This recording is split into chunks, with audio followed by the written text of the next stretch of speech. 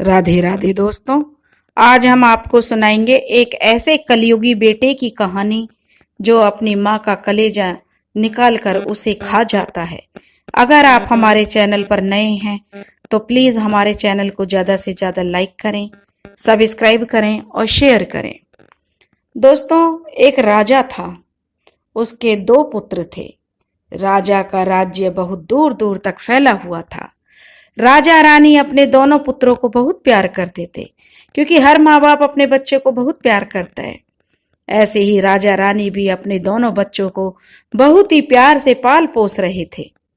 उनकी शिक्षा दीक्षा अब पूरी होने वाली थी और राजकुमार भी अब बड़े होने वाले थे। धीरे धीरे राजकुमार बड़े हो गए। समय का पहिया कब फिर जाता है पता नहीं चलता। राजकुमार अब जवान हो गए।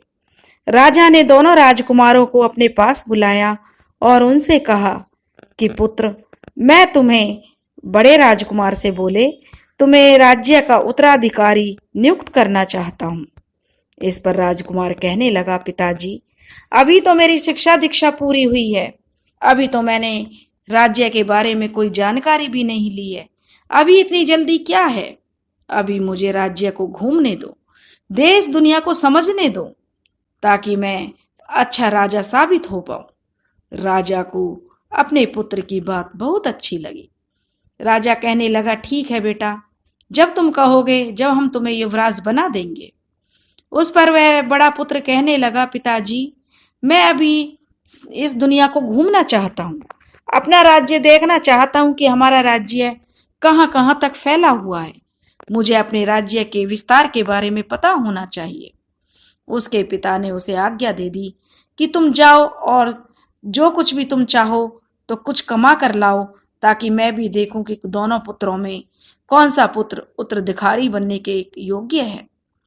जो मेरा उत्तराधिकारी होगा, जो योग्य होगा, उसे ही मैं युवराज बनाऊंगा। अब बड़ा बेटा जो है चल देता है, तो छोटा बेटा भी जिद करने लगता है। कहता है, पिताजी, मैं भी भैया के साथ घूमने जाऊंगा, मैं भी इस दुनिया को देखना चाहता हूं। राजा उसे भी आज्ञा दे देता है।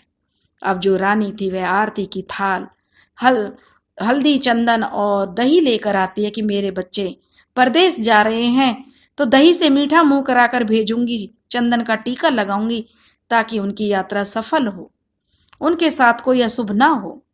क्योंकि माँ थी, अपने बच्चों की उसे बहुत चिंता थी, क्योंकि कभी उन्होंने अपने बच्चों को बाहर ऐसे नहीं भेजा था।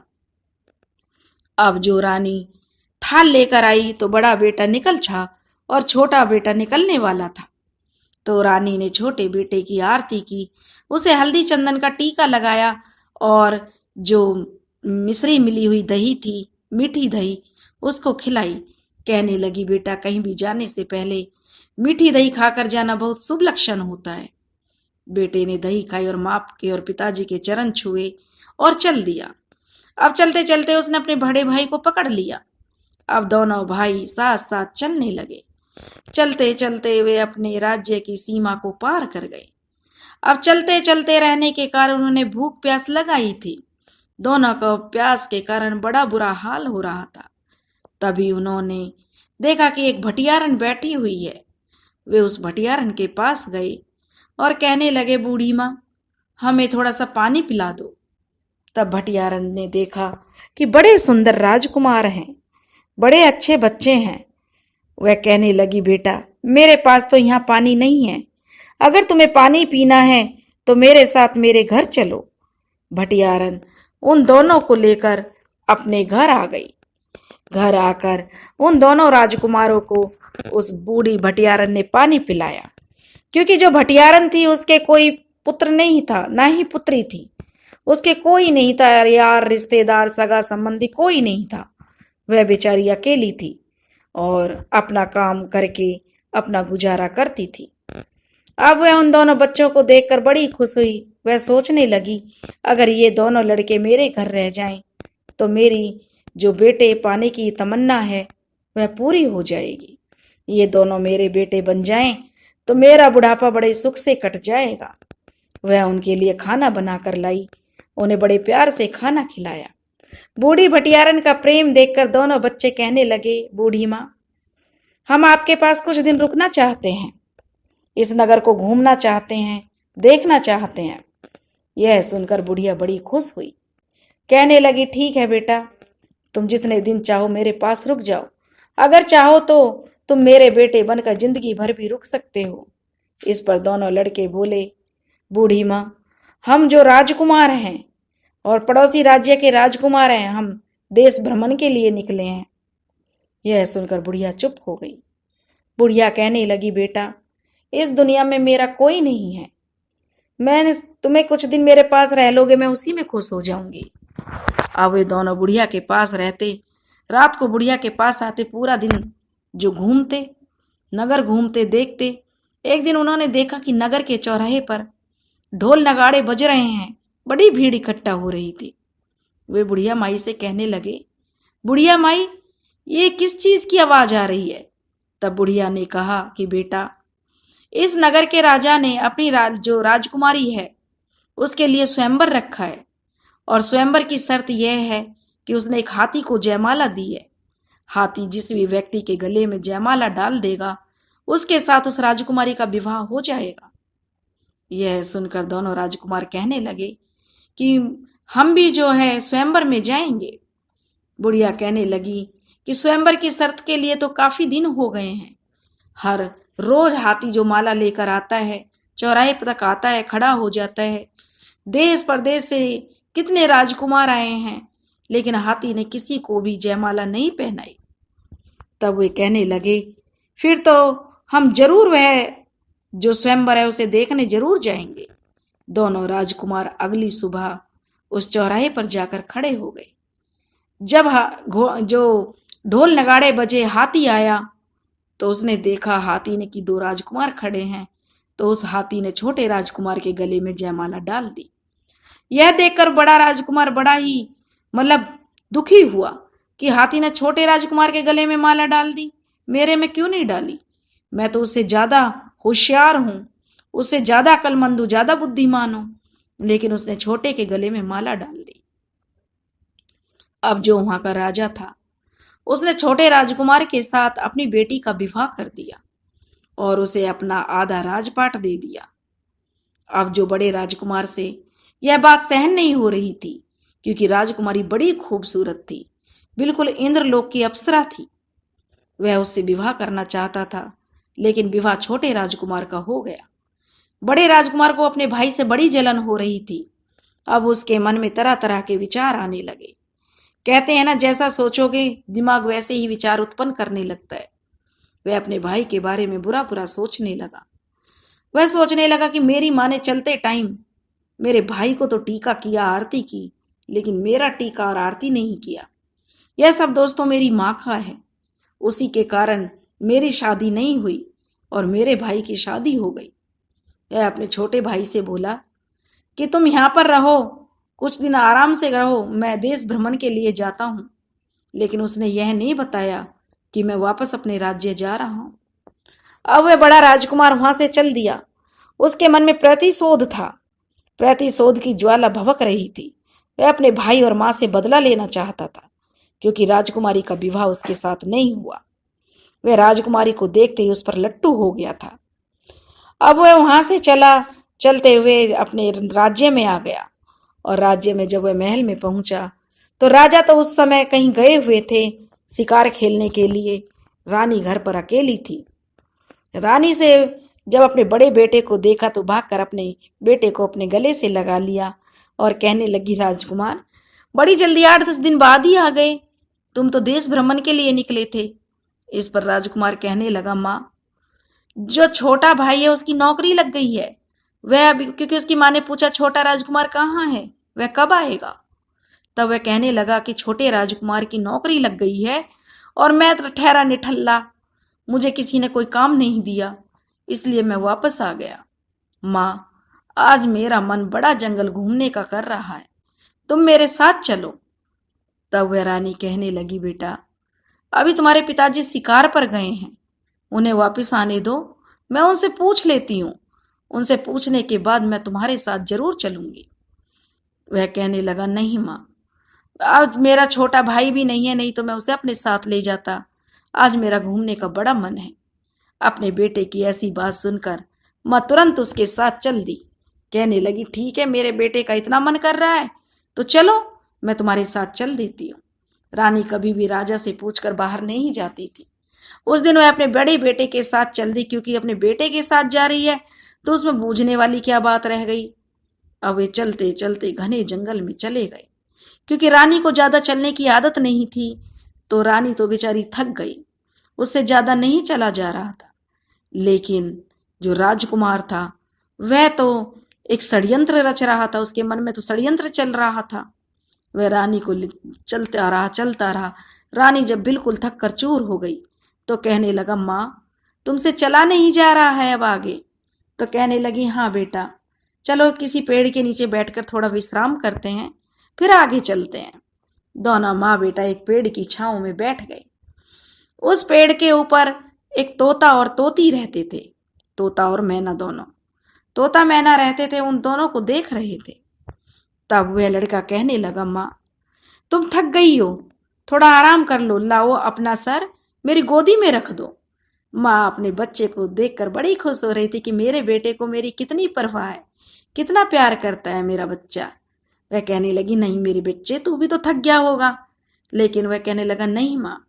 उसने अपनी माँ का सर अपनी गोद में रखा और माँ को लेटते ही नींद आ गई।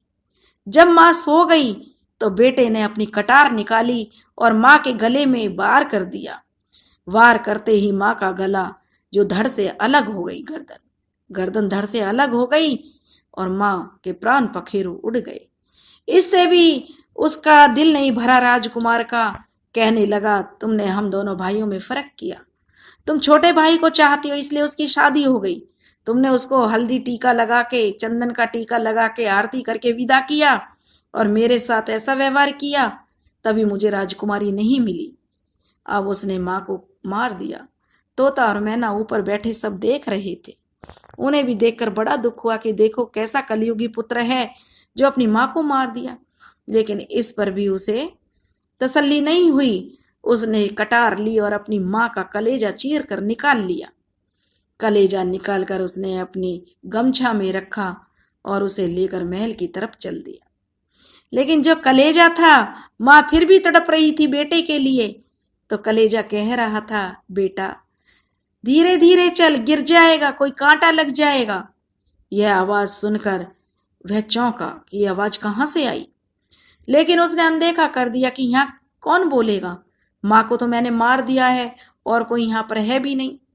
वह कलेजे को लेकर महल में पहुंच गया। जब वह महल में पहुंचा तो सीधा रसोई घर में गया जहां खाना बनता था। वहां जाकर वह रसोइये से बोला, जो खाना बनाने वाली दासी थी, उससे कहने लगा कि आज का खाना मैं स्वयं बनाऊंगा, तुम बाहर निकल जाओ। दासी कहने लगी, राजकुमार ऐसी हमसे क्या गलती हो गई है जो आप खाना बनाओगे? अगर राजा रानी को पता चल गया तो हमारी तो जो खैर नहीं है, हमें सजा मिलेगी। लाइए आप जो कहेंगे हम वो बना देते हैं। लेकिन राजकुमार कहने लगा कि नहीं, तुम लोग बाहर निकल जाओ, मैं खुद बनाऊंगा। और वह राजकुमार का कहना मानकर, क्योंकि राजकुमार की आज्ञा थी, तो रसोइये का जो काम कर रही थी स्त्रियां वो बाहर आ गईं। अब राजकुमार ने उन्हें वहां से जाने के लिए बोल दिया। वे वहां से अपने अपने घर चली गईं। अब राजकुमार ने उस कलेजे को निकाला और कढ़ाई में उसे तलने लगा। जब वह अच्छी तरह से भुन गया तो उसने उसे ठंडा किया और कलेजे को खाने लगा। तब उसमें से आवाज आई, बेटा धीरे धीरे खाना, कहीं अटक ना जाए। राजकुमार फिर हैरान होकर देखने लगा कि यह आवाज कहां से आ रही है। लेकिन सोचने लगा, ये मेरे मन का वहम है, ऐसी ही आवाज आ रही होगी। उससे जितना कलेजा खाया गया उतना खा लिया। उसके बाद जो बच गया उसने सोचा, अगर किसी ने देख लिया तो सवाल जवाब करेंगे, मैं क्या जवाब दूंगा। इसलिए उससे जो बच गया उसे अपने महल के आंगन में ले जाकर गाड़ दिया। उधर जो छोटा राजकुमार था वह भी, उसका मन नहीं लग रहा था, उसे अपनी माँ पिता की बड़ी याद आ रही थी। वह राजा से कहने लगा, राजा साहब यहाँ मैं काफी दिन रह लिया हूं, अब मुझे अपने राज्य जाना चाहिए। मुझे अपने माता पिता से मिलना चाहिए, मुझे उनकी बड़ी याद आ रही है, वे भी मेरे लिए तड़प रहे होंगे। क्योंकि मेरा भाई तो अभी राज्य में पहुंचा नहीं होगा और उन्हें इस खुशखबरी का भी नहीं पता चला होगा कि मेरी शादी हो गई है। मैं अपनी पत्नी को साथ लेकर अपने राज्य जाना चाहता हूँ। उसकी ये बातें सुनकर राजा बड़ा खुश हुआ कि देखो, राजकुमार के अपने माता पिता की कितनी चिंता है। कितने राजकुमार तो ऐसे होते हैं जो धन, राज्य के लोभ लालच में सब कुछ भूल जाते हैं, लेकिन आज भी उसकी लगन अपने माता पिता में लगी हुई है। तो वह अपनी बेटी और अपने दामाद को विदा बहुत सा धन, हाथी घोड़े दास दासियां देकर विदा कर देते हैं। कुछ दिन बाद राजकुमार जब विदा होकर हाथी घोड़ों के साथ अपने राज्य में आता है, तो राजा जब शिकार से आया तो राजा ने बोला कि रानी कहाँ गई है। सब कहने लगे कि हमने रानी को नहीं देखा, कहाँ गई है। राजा कहने लगा कि मुझसे पूछे बिना तो रानी कहीं नहीं जाती। तब उसने अपने बड़े बेटे को बुलाया और पूछा कि तुम्हारी माँ कहाँ गई है। तब बड़ा बेटा कहने लगा, पिताजी मेरी माँ अपने मायके गई है, मैं उनको छोड़कर आया हूँ। तब राजा को तसल्ली हो गई कि बेटा छोड़कर आया है तो अपने मायके चली गई होगी, मैं शिकार पर था, उसका मन नहीं लगा होगा, कोई नहीं, कुछ दिन बाद लौट आएगी। उधर छोटा बेटा अपनी पत्नी को लेकर जब राजमहल पहुंचा तो राजमहल में खुशियां छा गई। राजा कहने लगे कि बेटा तुम्हारी माँ तो मायके गई है और इसलिए वो तो पता नहीं कब तक आएंगी। हम ये उसका गृह प्रवेश और जो जरूरी रस्में थी बहू की, राजा और जो उसके दास दासियां हैं, घर परिवार के लोग हैं, मिलकर जो रानी है मतलब पुत्र वधू आई है उसका गृह प्रवेश करा देते हैं। अब जो पुत्र वधू आई थी राजा की, वह बहुत ही संस्कारी थी, बहुत ही पूजा पाठ करने वाली थी। वह उसने आते ही घर का सारा काम संभाल लिया। वह सुबह उठती, नहाती धोती, पूजा पाठ करती, उसके बाद रसोई में जाती। अब जो उसने लड़के ने आंगना में जो अपनी माँ का कलेजा दबाया था वह एक पौधा बन गया और उसमें बड़ा सुंदर फूल खिलने लगा। वह एक फूल खिलता तो दूसरा तुरंत तैयार हो जाता। जब जो उसकी पुत्र वधू थी राजा की, वह जब पूजा करती तो उसे वह फूल बड़ा सुंदर लगता। वह उस फूल को तोड़ने जाती तो उस फूल में से आवाज आती, बेटा मेरा आशीर्वाद तेरे साथ है, बड़ी संस्कारी बहू है, बहुत अच्छी है। मतलब तरह तरह की बहू की तारीफ की उसमें से आवाजें आती। यह सुनकर बहू दिन पर दिन सूखने लगी कि पता नहीं कोई भूत है, प्रेत है, क्या है जो इस पौधे में से आवाज आती है। वह आवाज केवल बहू को आती थी और किसी को नहीं आती थी। एक दिन राजकुमार अपनी पत्नी से बोला, क्या बात है, तुम इतनी गुमसुम क्यों रहती हो, किस चीज की कमी है। तब वह बोली कि मैं क्या बताऊं, मुझे इस पेड़ में से ऐसे आवाज आती है जैसे कोई माँ अपनी बेटी से बात कर रही हो, मुझे बड़ा डर लगता है।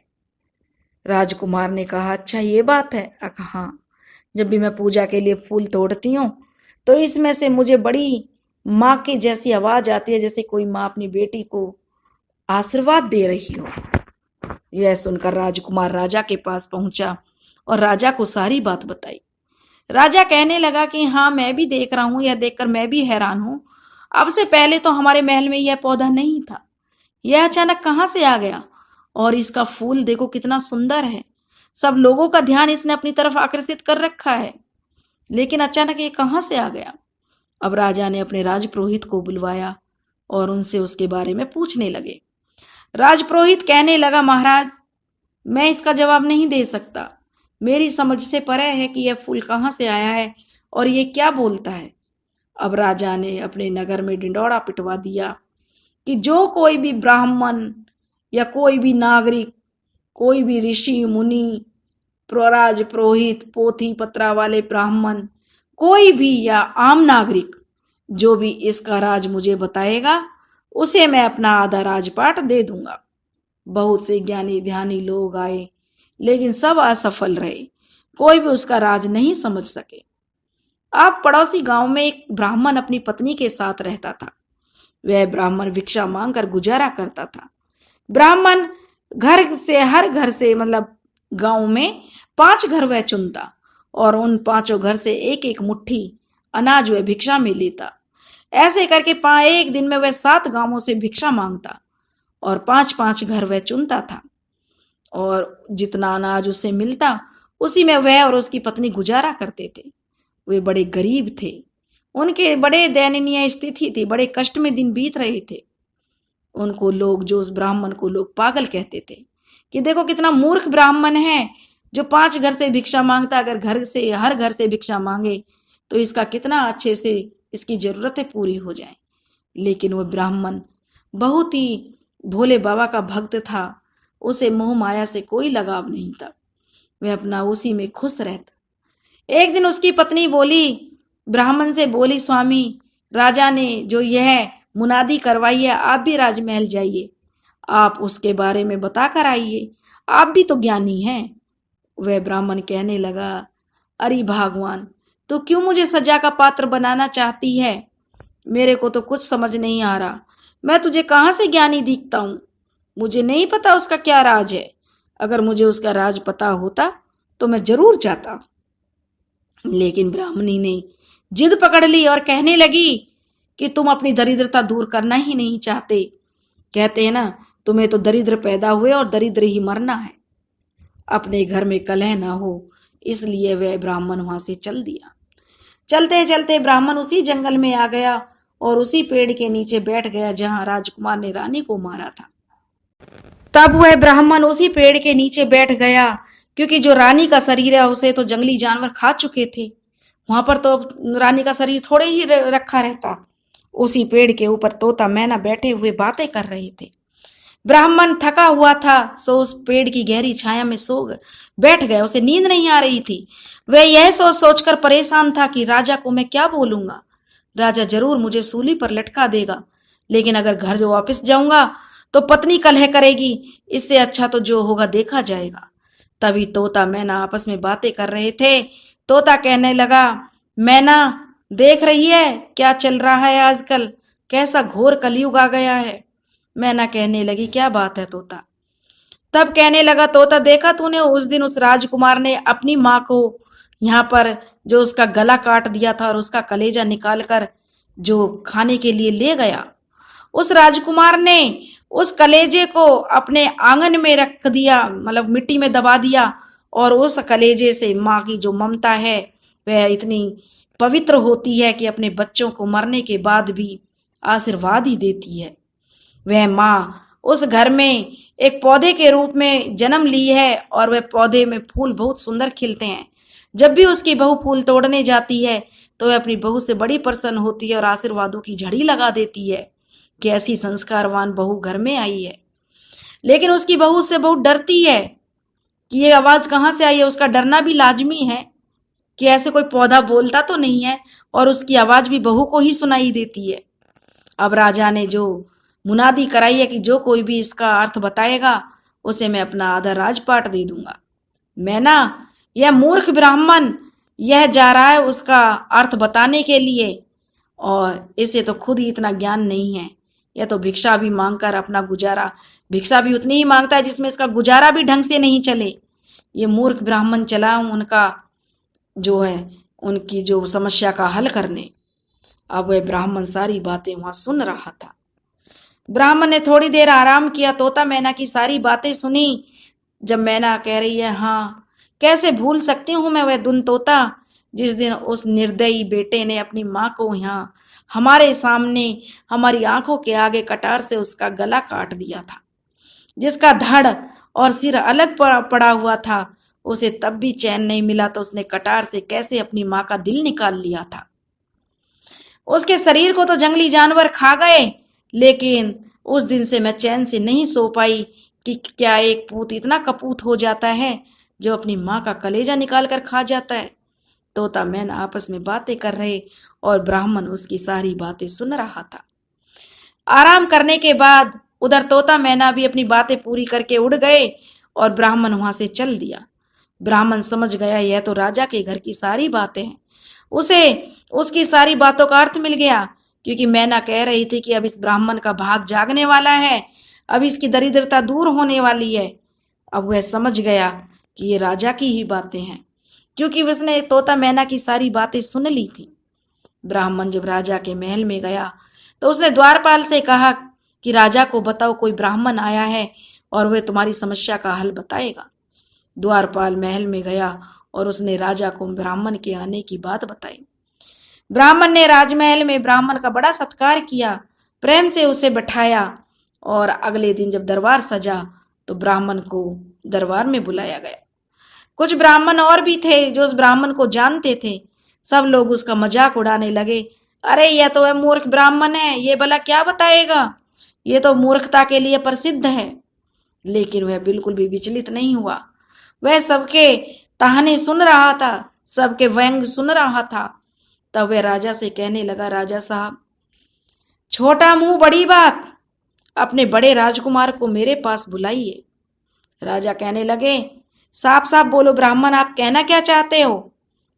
राजा कहने लगे, महाराज, मैं आपको साक्षात प्रमाण दूंगा और आप जो भी फैसला लेंगे, अगर मेरी गलती हो तो आप मुझे सूली पर भी चढ़ा देना। क्योंकि जो रानी है वो कोई मायके नहीं गई है, वो कोई अपने पीहर में नहीं है, उसको तो तुम्हारे बेटे ने कत्ल कर दिया है। यह सुनकर राजा अपने सिंहासन से खड़ा हो गया और मारे गुस्से के थर थर कांपने लगा। कहने लगा, ब्राह्मण क्या बोल रहा है, तुम्हारी जवान खिंचवा दी जाएगी। जो तुम राजकुमार पर इल्जाम लगा रहे हो, वे अपनी माँ से कितना प्यार करते हैं और उनकी माँ उनसे कितना प्यार करती है, ये मैं बचपन से देखता चला आ रहा हूं। ब्राह्मण बड़ा शांत था। कहने लगा, ब्राह्मण, जो सभा में और भी लोग थे सब कहने लगे, राजा साहब यह तो मूर्ख ब्राह्मण है, हम तो पहले ही कह रहे थे मूर्ख है सारे। लेकिन वह ब्राह्मण कहने लगा, महाराज मुझे बोलने का तो मौका दीजिए। अब राजा के जो राजपुरोहित थे वो बहुत बूढ़े थे।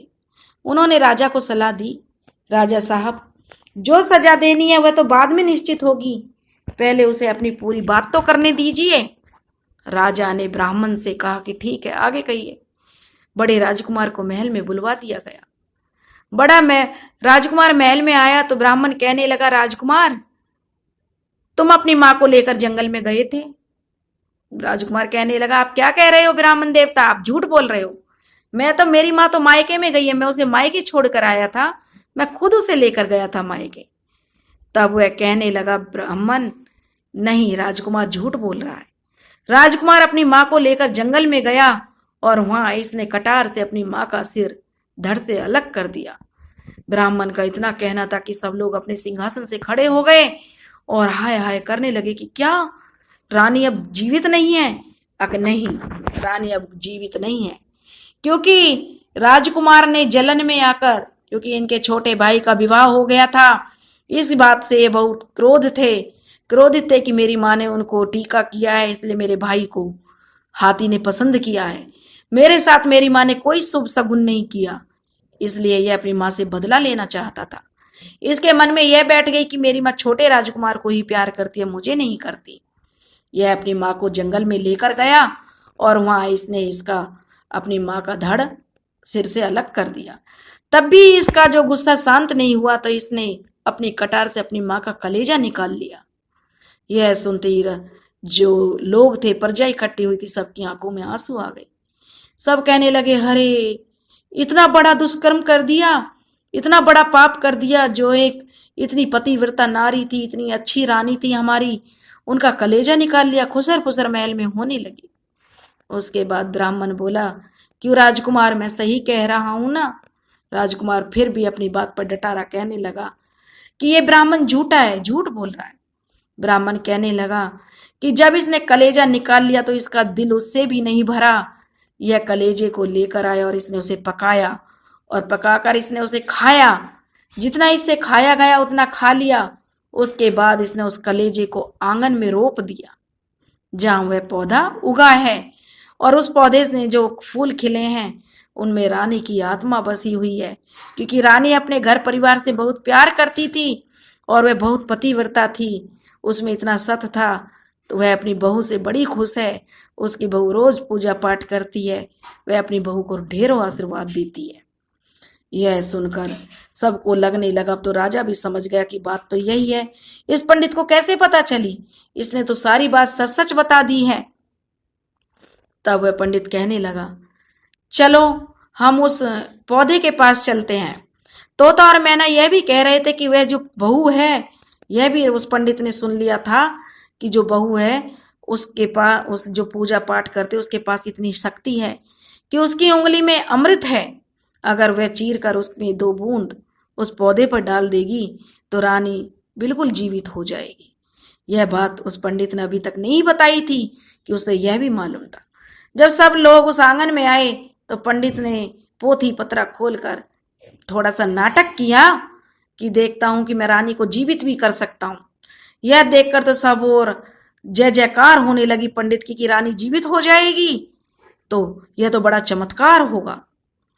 तब पंडित ने अपने झूठ मूठ को थैली में से जो अपने पोथी पत्रा निकाले और आसन लगाकर थोड़ी देर के लिए आंख बंद करके कुछ ना कुछ बुदबुदाने लगा। सब लोग समझ रहे थे कि पंडित जी तो बड़े चमत्कारी हैं, हम तो इन्हें ऐसे ही बेवकूफ समझ रहे थे। थोड़ी देर बाद पंडित उठा और कहने लगा, महाराज अपनी पुत्र वधू को बुलाइए।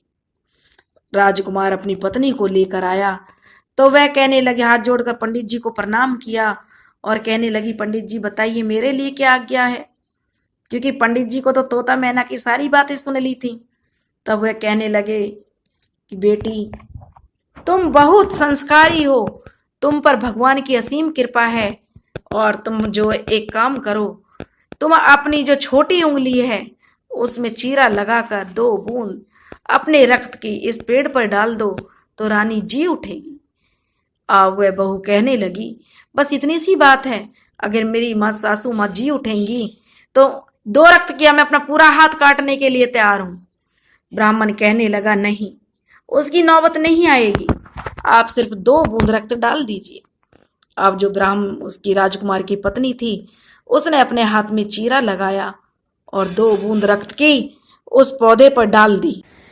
रक्त डालते ही रानी खड़ी हो गई और वह जीवित हो गई। सब लोग देखकर हैरान थे कि क्या चमत्कार हो गया, रानी सचमुच में जीवित हो गई। अब तो दूध का दूध और पानी का पानी हो गया। अब राजा कहने लगे, रानी को देखकर पहले तो राजा बहुत खुश हुआ, फिर राजा ने सोचा कि मैं रानी से ही पूछ लेता हूं क्या बात हुई है। राजा ने कहा, रानी आपको कसम है हमारी, आप सच सच बताइए कि बात क्या थी, राजकुमार ने तुम्हारे साथ क्या किया। रानी कहने लगी, मेरे साथ मेरे बच्चे क्या करेंगे, ये तो बच्चे हैं। फिर भी उनकी माँ की ममता आड़े आ रही थी। राजा ने कहा कि पूरी प्रजा सुनना चाहती है, तुम्हारे साथ क्या हुआ, पहले उसे बताइए। तब रानी कहने लगी कि मेरा बड़ा राजकुमार मुझे ये कहकर जंगल में लेकर गया कि मुझे जंगल घूमना है, मेरा भाई अभी आया नहीं है, नहीं तो भाई को लेकर जाता। लेकिन वहां जाकर जब मैं थक गई, आराम करने लगी, तो मेरे बेटे ने अपनी गोद में मेरा सिर रखा और मैं सो गई। उसके बाद क्या हुआ मैं कुछ नहीं जानती। अब राजकुमार जो बड़ा था वह अब थर थर कांपने लगा। वह समझ गया कि तुम्हारी तो पोल पट्टी सब खुल गई, क्योंकि सत्यता, क्योंकि जो उनकी प्रभु की भक्ति थी, जो चमत्कार थे, क्योंकि दुनिया में चमत्कार तो होते रहते हैं। और तो वह समझ गया, वह अपनी माँ के चरणों में गिर गया और चरणों को पकड़कर माफी मांगने लगा, गिड़गिड़ाने लगा। उसकी माँ ने अपने बेटे को उठाया और अपने सीने से लगा लिया। कहने लगी, बेटा तू क्यों रोता है। वह कहने लगा, माँ मैं बड़ा पापी हूँ, दुष्ट हूँ, मैंने ऐसा नीच कर्म किया है, ऐसा तो कोई नहीं कर सकता। सही कहा है, पूत कपूत हो जाता है, माता कुमाता नहीं होती है। लेकिन मैंने तो इस बात को साबित कर दिया कि पूत कपूत होता ही है और माता कुमाता नहीं होती। मैंने तुम्हारा जो कलेजा चीर कर खा लिया, तब भी तुम मुझे सीने से लगा रही हो। उसे अपने ऊपर बड़ी गिलानी हो रही थी। अब राजा के सामने सच्चाई आ गई। राजा ने तुरंत सिपाहियों को आदेश दिया कि जाओ इस राजकुमार को पकड़कर काल कोठरी में डाल दो, इसे बीच चौराहे पर फांसी पर लटकाया जाएगा। लेकिन जो रानी थी वह कहाँ मानने वाली थी। वह राजा से कहने लगी, राजा साहब मेरा दोबारा जन्म हुआ है और मैं नहीं चाहती कि मेरे बच्चों को मुझसे दूर किया जाए, इसलिए मैं चाहती हूँ, आपको मेरी कसम है, मेरे बच्चों को सुधरने का एक मौका दे, उसे कोई सजा ना दे। रानी के बार बार कहने से राजा ने राजकुमार को माफ कर दिया, क्योंकि बड़े राजकुमार को अब अकल आ गई थी। वह समझ गया था कि माँ का प्यार क्या होता है। अब वह बहुत सुधर गया। अब जो राजा ने राजकुमार को माफ कर दिया। अब महल में खुशियां आ गई। पूरी जनता जो ब्राह्मण की जय जयकार करने लगी। अब ब्राह्मण ने राजा राजा ने ब्राह्मण से कहा कि जो मैंने वचन दिया है मैं उसे भी पूरा करूंगा, और राजा ने अपना आधा राजपाट उस ब्राह्मण को दे दिया और उसे अपना राजपुरोहित बना दिया। इस तरह से उस जो ब्राह्मण की कंगाली दूर हो गई। कहते हैं भगवान जब भी देता है छप्पर फाड़ कर देता है, वही उस ब्राह्मण के साथ हुआ। क्योंकि उसके दिन बदलने वाले थे इसलिए उसने तोता मैना की बातें सुन ली। वह तो मूर्ख ब्राह्मण था, उसे क्या ज्ञान था। लेकिन जब भगवान देता है तो कोई ना कोई बहाना जरूर लगाता है, और जब भगवान लेता है तब भी कोई ना कोई बहाना जरूर लगता है। दोस्तों, अगर आपको हमारी कहानी पसंद आई हो तो प्लीज़ ज़्यादा से ज़्यादा लाइक करें, सब्सक्राइब करें और शेयर करें। राधे राधे।